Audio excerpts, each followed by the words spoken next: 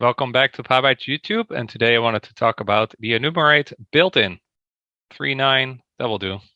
It's all timeless stuff. But yeah, people coming new from other languages to Python, when they loop over a list, they usually keep track of an index, right? And to get the index in Python, you can use the enumerate built-in. So let me first show the C style way. So let's make a list of 10 numbers. Let's cast that, put it in a variable, and we have 10 numbers. Now, people that don't know this from Python, they tend to do something like this. For I in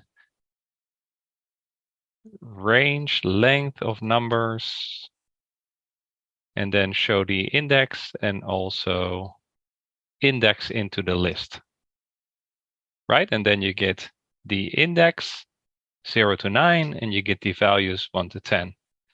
Maybe I should have picked another example to make this a bit more clearer.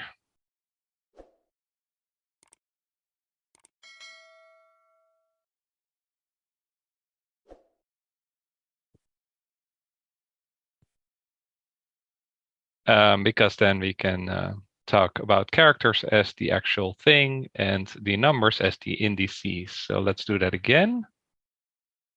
Let's store this in a variable, chars maybe. And let's do the same thing.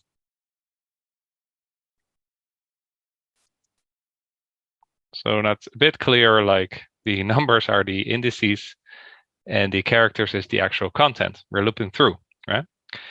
So yeah, this is kind of ugly. So let's do that better by using the enumerate built-in.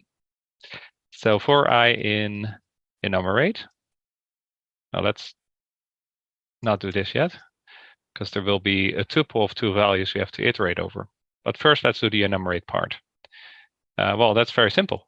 We can just put chars in enumerate.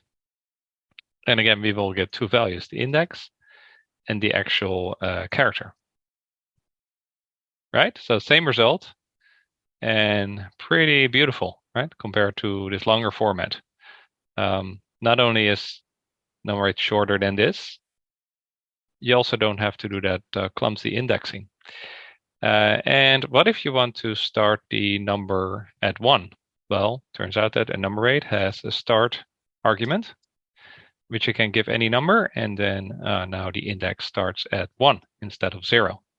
So remember, when you loop over a sequence and you want to keep the index while looping, don't do crazy stuff with range. Just use enumerate, which will give you a tuple of the index number as well as the element of the iteration. Hope this is helpful, and see you in the next video. Thanks for watching.